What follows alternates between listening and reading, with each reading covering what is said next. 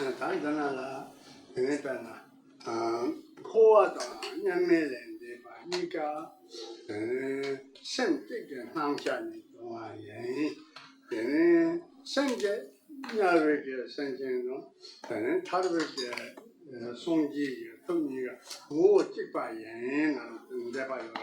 대라더니 뭐 찍바예나 이제 되는 로라서 같은 게 좋아요. 저도 가서 그냥 탐지 동바예나 되는 다라비로 되는 게 내가 지는 편도요 말요 안라고 상도 뭐 된다와 동바예 거 된다와 타서 뭐 연구를. Yesterday we got to a point in the Mahamudra instruction manual of Mikudoji where the question was being raised as to how do all of these things work given the facts or given the statement that both that which we experience as the cycle of suffering, samsara, and that which we call nirvana, the going beyond of all suffering, that both of these are grounded in one and the same mind or one and the same consciousness. Furthermore, there was another question being raised that since this consciousness, this mind essence, is one and the same in sentient beings, and confused sentient beings who are undergoing all sorts of suffering in Buddhas, then what is the difference? Could one not, doesn't it follow out of such a statement that that being the case, indeed all beings are Buddhas already? And furthermore, the question was then raised by a few people who asked their personal questions, saying that once one has realized the fundamental emptiness and non-existence of all of that which so seemingly solidly appears and exists, once one realizes this, does not everything disappear then? Or for that matter, since that is the case, since everything is non-existent and empty, what point is there in practicing virtue, in going for various therapies and things like that? So apparently, most of us are a little bit uncomfortable with this idea of emptiness and have not yet reached a proper understanding of this idea of this complex, which we call emptiness. 아테 기바예나见的这把握남시게 다당아 세제 상지지 시바 남시요 남시 되게 다인이 선선바 대라된 저바니 용아 다 된다와시 요라와 대모 기바예나 성지 이시게 좀 다인이 선니 저바니 소 용아든지 용게 나로 상수 되는 대제자로 제법면에 저랑게 기바예 세와 대라된 게 양양 랑리파 케렌데 상상바다 랑리파도 저런 요라고 대라되네 상상바다도 기바리도 세들리네 다 대라렌데 파사피. So concerning this problem, it also goes on in the text to say that if we were to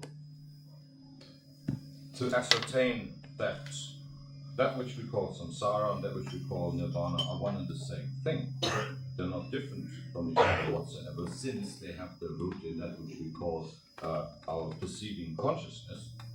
Since our perceiving consciousness is that which brings these complexes of samsara and nirvana about in the first place, then it would follow that this perceiving consciousness of ours is exactly the same as the primordial awareness of enlightened beings. Since within this perceiving consciousness we make that distinction between the perceiver, the I or self, which we hold to be truly existent, and that which we perceive, namely the world and all its phenomena and appearances which are seemingly out there, it would follow that, of course, this dualism also would have to be maintained within that primordial awareness, this primordial wisdom, as it characterizes the state of mind of enlightened beings. If that were so, well, then something would have to be wrong there. There would have to be some mistake, because we are being told that this is not the case. So, since we are being told that no matter what it is that we perceive, either samsara or nirvana, either the self or that which we hold to be externally existent in whatever way, that all of this is nothing else but the expression of our own consciousness, of our minds, then this would correspond to the view of the so-called mind-only school, the Chittamatra school, which is one of the schools of Buddhist view, which is of one could say of an inferior quality. Now we may ask ourselves these questions and wonder now, how is it with these things? What is the answer to that? And we'll be given this in a minute. Yang tabana rangri pe yishi nani nawe lopsana rangri pa mo ye tongwe sana rangri pe mo madrup na nangki yishi so menjorwa nangki yishi so menjorwa suhe ke ne ha da rangri pe mo zo de dan da madrup pa ye tongba ye na di rongri pe yi ngarong ge nangki ke yishi so ke so menjor mo Now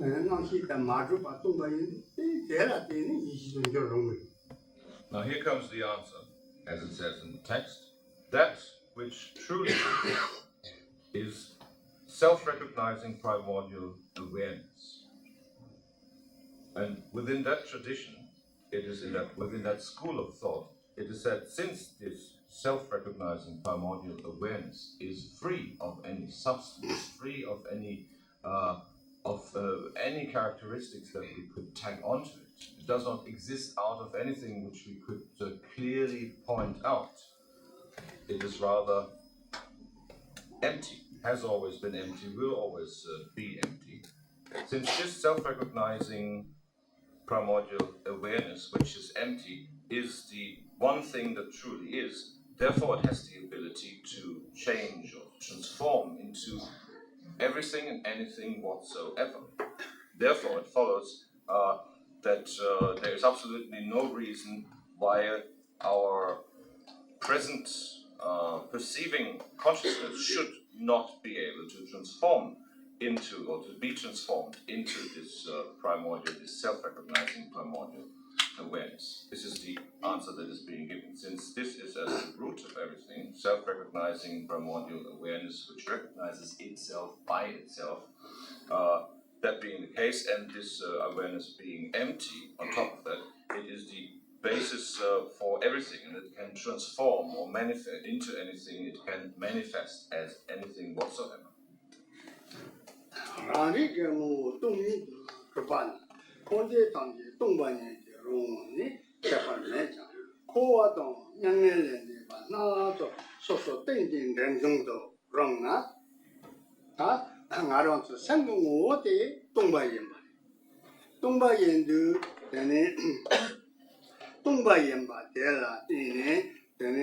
Kolweke sanjin tangji rangri pada nyangne lende be rangri ba mu chani kipai tungba yimba la kipai yenna yang tene susu tenjin derjung ga ong ye tungba yimba la tene ten nyangne lende be ge rori la tene songji ko dong ye shi tangji charong Kolweke nige sanjin tangji sanjin mu ge dan ten kowa to tunga re ju ki So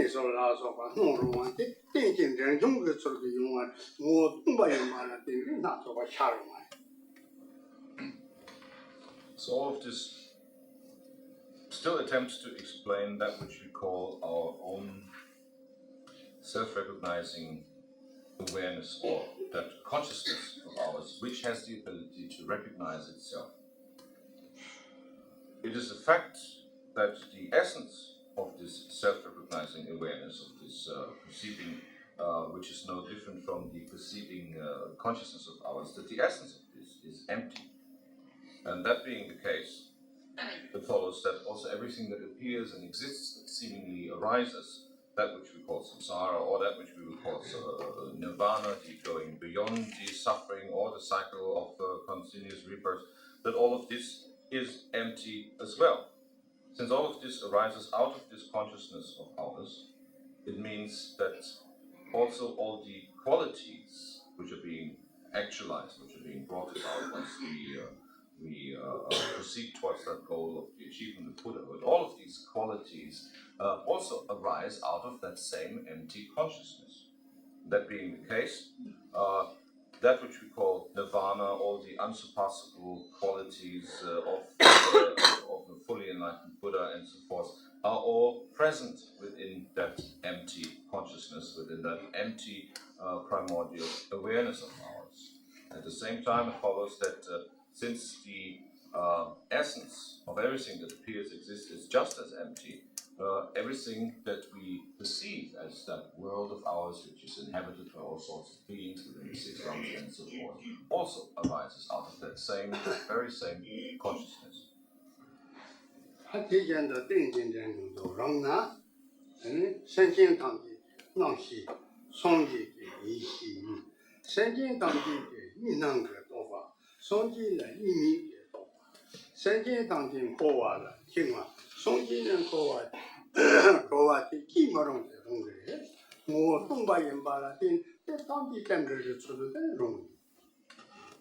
Since this is the case, that which we call consciousness, or which we also call primordial awareness, is truly empty, free of any substance, free of any conditions, completely uninhibited and unlimited, therefore it has the ability, or bears the potential within itself, to bring about everything. On one hand, there's the potential for the appearance of that dualistic mind of ours, the dualistic consciousness of ours, which makes a distinction between the perceiving self and the object of our perceptions, which is seemingly so solidly and truly existing out there.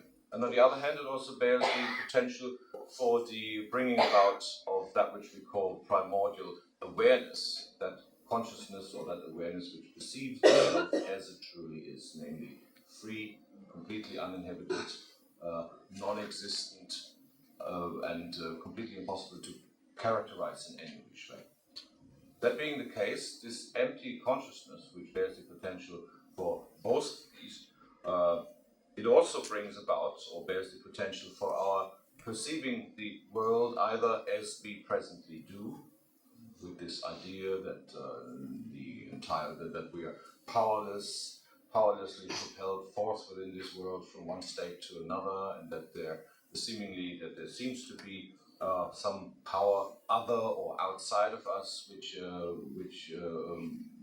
makes things work, or which causes all of this. On the other hand, also it bears the potential for our recognition of that which so seemingly appears and exists being truly empty. Since there is no substance, since there is no characteristic of any type whatsoever, this consciousness, which is the base or foundation for all of this, is truly unlimited, completely uninhibited. And this being so, it bears the potential of manifesting either that way or the other. 这样子，让人给几个马祖，单把马祖吧，我过了前面那边山上，山上的那我看你这里山上的大玩意嘛，还有这山上的建设的，火车呢，让人动你也，那种我们把火车我们把给，让个人把当动把你，稍微给恰当动把你，也没把你这当年，三件种双击。 先进堂地人可以听话，两个人的把当可话的可话，说白谈你呢，可话中两个人的本，政治谈你这些话，在定睛两种个问题，大家让我说啊。Now, if we were to continue this line of reasoning, we could say that we could again say that this whole idea, or this whole reasoning that both that which we perceive as samsara and that which we call nirvana, that both of these are based upon our own consciousness, upon our own minds, and therefore are nothing else but projection of our minds, that this would again correspond to the view of the mind only, or the Chittamatra school as it is called, which has a certain validity but does not really penetrate to the core of things. Therefore, it is called a lesser or an inferior view. If that were the case, if that line of reasoning, if that view would be true, then all of that which we perceive would be reduced to a long string of short moments of recognition, which endlessly repeat themselves one after the other, which nevertheless would be the one and only truly existing thing. However, in our tradition, as our text continues, our tradition meaning the tradition of the great intermediate path, Madhyamika, the middle way as it is called, also this this kind of view is refused by way of saying that even these seemingly truly existent short moments of recognition, even these are non-existent. There is no substance to them in any which way whatsoever. So, according to the Madhyamaka view, it is said that that is also not the case. Also, none of these moments of recognitions are in any which way existent. It is rather the case that this self-recognizing awareness is at the same time inseparable from its empty quality, from emptiness or the being empty itself. And all of these terms, characterizations, and so forth, the characterizations of samsara and nirvana are nothing else but looking at at the same empty, non-existent awareness or consciousness from different points of view. Whether you call it samsara or whether you call it nirvana, whether you dump all sorts of characterizations onto it or not. This is just different points of different ways of looking at one and the same thing, which is that empty awareness, that empty recognition of ours. 你说完全部来给你，你哪说给中国人啊？或者经过说政治界谈，当你考你当你些话，你做说吧，打我说话拉说的些反应，他等到电信的用的出去，等你去当地，等弄完才把的所有中国人呢，等加个政治打，等后完来给你种，加个政治打把人打我说话。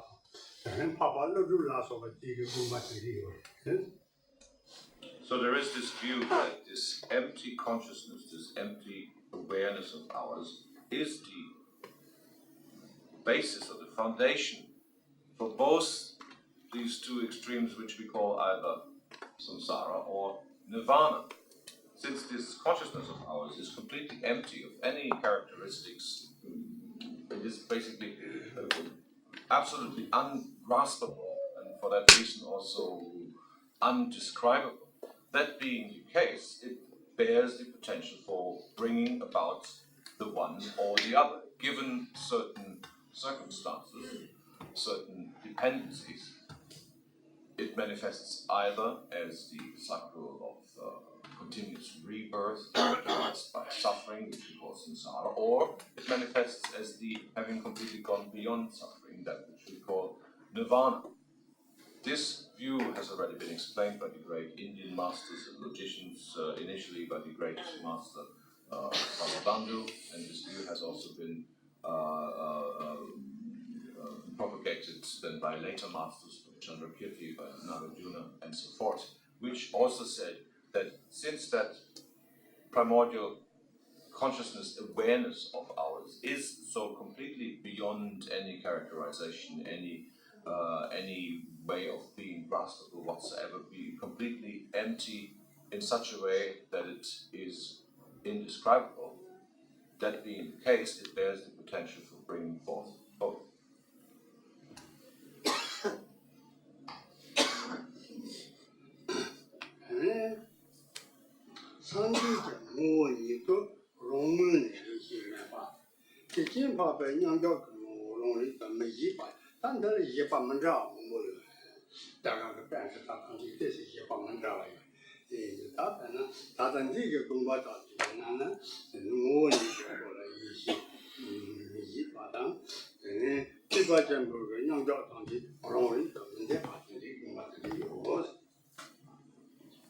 On the other hand, this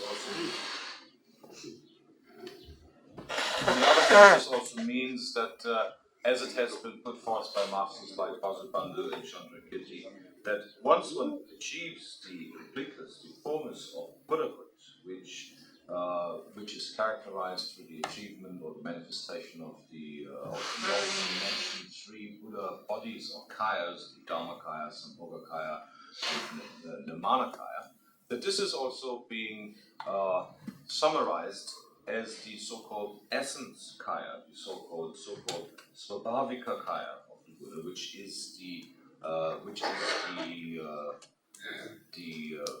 summary of these three aforementioned kayas. And it is said, if one looks at this Svabhavika kaya, this essence body kaya of the Buddha, then this is being looked upon as being without primordial awareness. Which is not to say that this Buddha body, this Svabhavika kaya or essence body as it is called, that it is a fourth body that has to be counted, that has to be added to the first three, Dharma, Sambhoga, and Nirmanakaya. It is rather the confluence of these, taking the three Buddha bodies, Dharma, Sambhoga, and Nirmanakaya together, which are essentially empty and therefore not different from each other. One calls this confluence of these three by a fourth name, which is that of the Buddha, which is that of the essence kaya or the Svabhavika kaya. Of course, the Dharmakaya, Sambhogakaya, and Nirmanakaya, they do manifest together with the corresponding type of awareness. But since the essence kaya, the Svabhavika kaya, is the summary, so to speak, of these, it does not have, there is not any particular kind of particular awareness attached to it. Therefore, it is said that one views it as being without primordial awareness. And this, it has been said, upon the path of the Mahayana, if one practices accordingly and brings this realization about, then it says that according to the Mahayana view of the greater vehicle, the resting of beings who have achieved such recognition is free of any substance, free of any characterization whatsoever.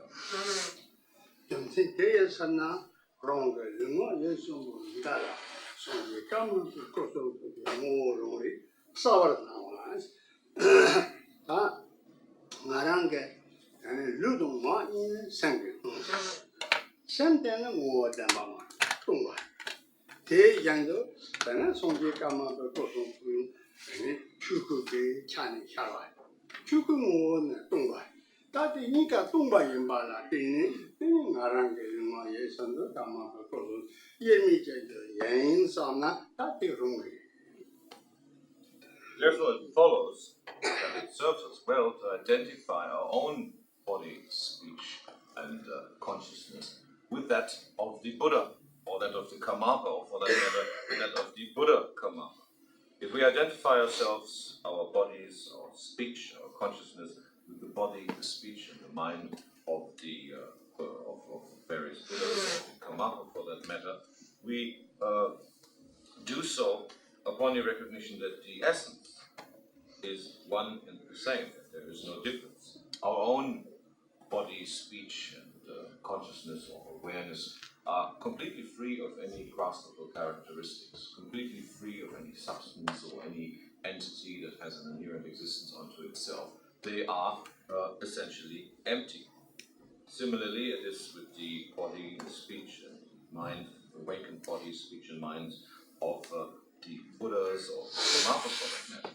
They share that same fundamental being empty or emptiness, and therefore, that being the case, and because of this, their mind stream or their body, speech, and awareness, and our body, speech, and minds not being different, therefore, it is a completely justifiable practice to identify ourselves with these.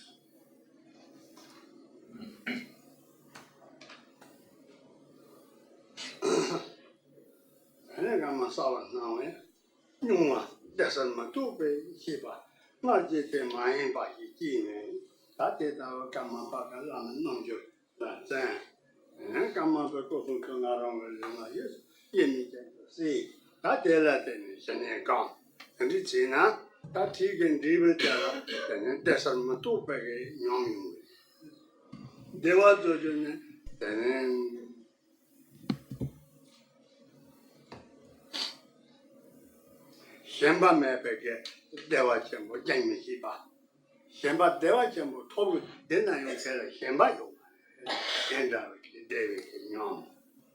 And then Sarvik Yom Sana, and then say Yola, and then Zangin and Tanzi Yom and sort of your Tanyana, Hela, Zangin and Tanzi May, and this sort of your Tangi, Sarungaro Sana, Shato, never Hiba Yumi.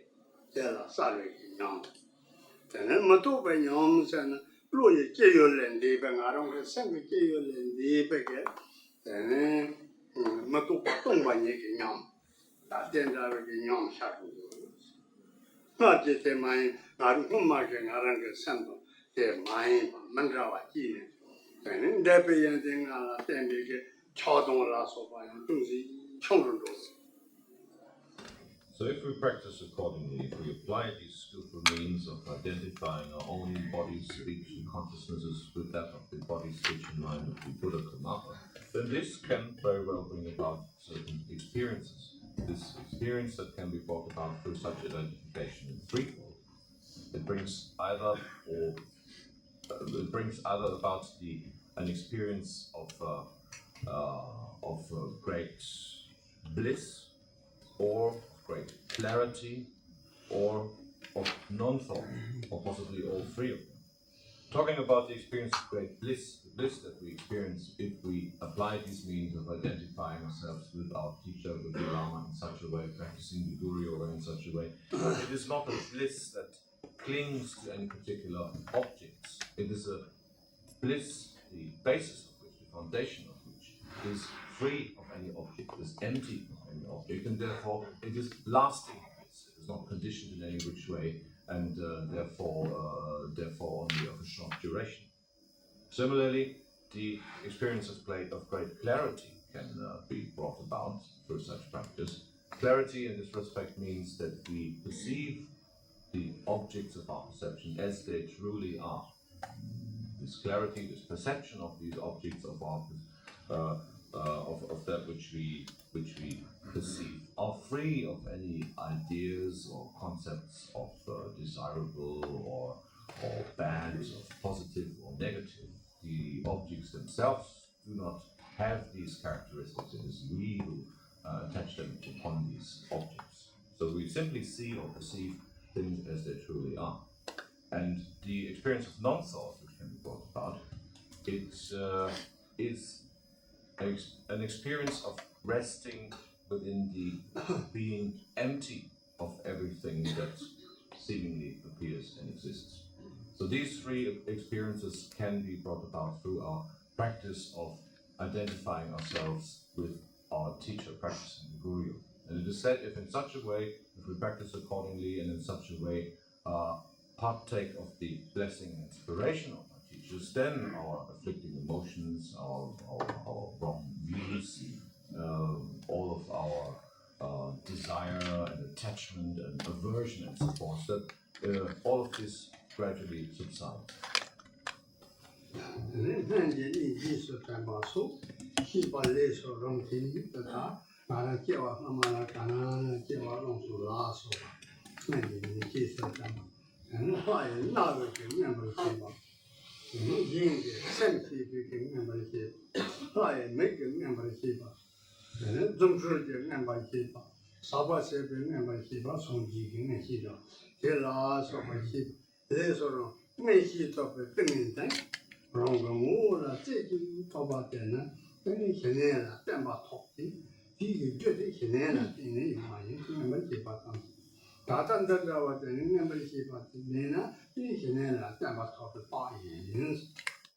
Or clairvoyance, one could call it, yes.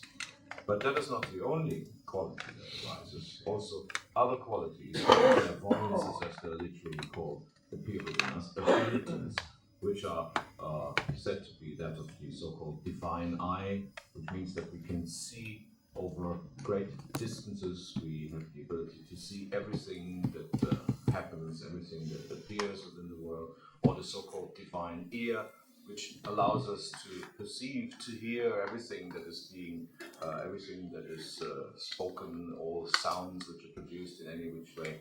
We achieve the ability of bringing about or performing certain miracles for the benefit of beings.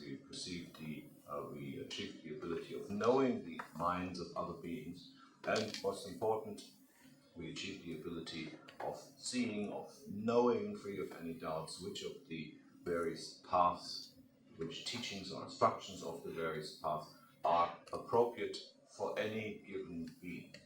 All of these are, it is said, side effects of perfecting the practice of peaceful resting, the practice which we know as Shine or Shamatha. 这当哪种从个大大面包统计，他那边都等于黑人都是这个啊，黑人，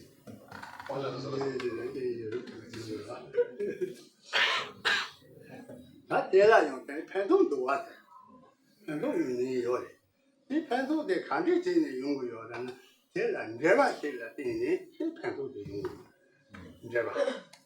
你知道吧？这里面变了多知道吧？你。 都你等于到那里光这吧有嘛是吧？你这个叫他派出看有嘛？他在等于还领导说吧，这当地的派出有的，这吧那等于派出有。三个我懂吧？不让人杀人掐，这现在当地的有了吧？这三个我个掐人这吧。 Over the years, many people have come to Rinpoche and told them about their various abilities as medical practitioners, as healers, and so forth. Rinpoche says all of this is indeed very useful if it is truly so. This is useful, it can be made to work simply because there is a connection, there is a relationship between beings. All of us share the same fundamental nature, which is that of empty yet clearly appearing consciousness or awareness. Each and every single being, not a single one excluded, has that potential. All of us share this quality of our minds, or consciousness, however you want to call it, being so, and therefore things can be made to work. It is not as in the case of dead matter. For instance, one would take two stones. These two stones are dead matter. They have no connection to each other whatsoever. Therefore, they cannot influence each other whatsoever, neither positively nor negatively. Therefore, since we are in the possession of this empty yet clearly appearing awareness or consciousness, and every other being for that matter as well, therefore things do work, and therefore we can benefit each other if we have the corresponding abilities. 他得了等于本能，你把这个上呢，他哪能个，没办得了这个呢，哪能这是偏给的上面的吧？没把这个，当地那边的哪能就偏大个哟，上面基本都。 Again, if a sick person goes to a doctor with the hope, this doctor will help me, this doctor will alleviate my pain, my suffering, my sickness, and that doctor sees that patient and thinks, I have to truly help that person in order to be rid of that pain, that sickness, that problem that that person has, then these two people, they share the same goal. They have the same goal at heart, and therefore things can work. 反正上班就把人把了，对呢，跟这边这个去他们深圳通家里用的，有那样，跟这边把到了说个我不个你把头，跟这边把到多万把原因什么，他得了对呢，跟这边把到你把钱不用。 Since such two persons, the patient and the doctor, share the same intention, therefore something can be done about it. This is the case because we all share the same perception of that which we call conventional reality. Everything that appears and exists, everything that happens and comes to pass within this conventional reality is invariably interdependently connected. Therefore, things do work. Therefore, things can be done, and for that matter, a doctor can help a patient. Since we all share the the perception of this conventional reality and make it work in such a way. All of these being interdependently connected with each other, they bring about various results. 성질의 성은 그것도 담아대 플로아요 말에 숨는데 행무보리리 니바데 다 저런 성과 맛이 야부시로와 세리바를 빠지 당은 응무본달라 니반던리요래 무본달라 니반던리요 대니냥도 자는 무본단 니반던리 용 다들 저런 성과 맛이 야부시로와 대연도 때는 그것도 담아다라 니바당 팽야요래 대여산나다 나랑송을 되니 쭉 매일 쭉 되니 타라페 돈이 되니 간디 다 리서치 준다고 요가 간디 얘는 대다 되니 헬링다고 진짜 라반들이 되기도와 그것도 당기게更된去 대라 네바요래 되니 네바다 멤버니가 무엇생무데 동바 싸와 깨도 저바디 끼바리 되니 깨도 리바리 Even the Buddha himself has already pointed this out when he said that within this world of appearances, on this level of conventional truth as we perceive it, things do work because the law of cause and effects invariably, precisely, and unavoidably works. We are very familiar with how this works. We are very familiar with all sorts of interconnected phenomena. If we do this, we know very well that such and such will follow out of it. If we bring such and such components together with the other components, we will know what the result thereof will be, and so forth. And since this is the case, since all of these invariably bring about a certain result, the majority of which we are aware about what they will be, therefore things do work. And similarly, when two beings come together, the one as a patient, the other as a doctor, as a healer, or anything of that sort, then a healing, a alleviation of such suffering or sickness can indeed be brought about, because we all share, all of these beings, including ourselves, share the same foundation, which is that very same empty and yet clear awareness or consciousness.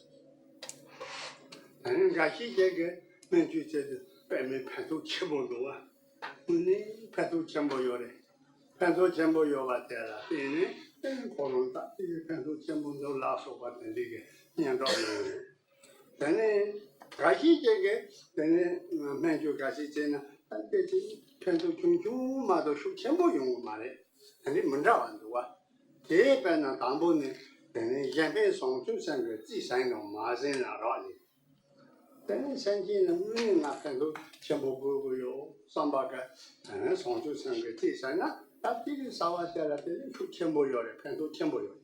Gashi Jagge made in the Helen teacher who Pesha Kasi, Pesha Kasi, good, who told last of a teddy, to the soul of Pena, Mother Yomari. Now, we all have made experiences with various types of healers, doctors, of whatever type, and we have experienced the various qualities of their abilities. Some are indeed able to bring about great results, and others bring about nothing whatsoever. Now, we may ask ourselves, what is the difference? The difference lies in the initial motivation of those practitioners of healing, however they call themselves. If there is one of this type who truly has the benefit and welfare of his or her patients at heart, then such a person can indeed bring about great, very positive results. If on the other hand, one should fall into the hands of one of these practitioners who has nothing else in mind but how much and how quickly can I how much money and how quickly can I possibly get that money out of that patient of mine, then we must not be surprised that the actual result of such a healing attempt will not be very great. And I don't know about a major devil. They young, I'm put Ramate, I make a true song. 他这才不那趟这个年过多啊。这也那样，像罗马用床上得不住。罗马咱们那个拉玛几个大家呢，这没见把个啥呢？咱们一个球队生的，搞了罗马说了说完了要呢，上个的。咱们罗马你的在那大大的上的，等送几个嘛，马上把弄这个就是人的，这八个弄了人了，你看不？ Another point, important point that needs to be stressed is the fact that videotapes are being produced here. Video is, as we all can see, always fixed on the teacher that teaches the Dharma, and hasn't moved a single bit ever since we started this course. So if anyone were later on to watch these videos, he or she might wonder, who is that teacher teaching to? Who is that teacher talking to? It doesn't make much sense. The teacher is simply teaching for the sake of teaching without having students listening to him.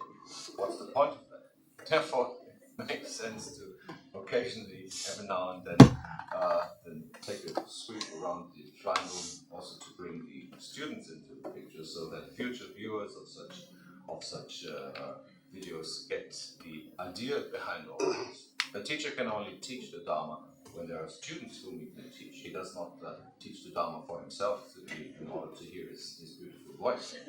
Therefore, since there is such a connection, this connection should also be pointed out by way of showing it, as can be done in such videos. Only if there is a connection of this type, the teacher teaching the students and guiding them to on the path towards enlightenment, only then does all of that teaching make sense in the first place. 干嘛那个这种，叫我生气的种我呢？ So now, let us, as time has run out, let us dedicate the merit for the second theme.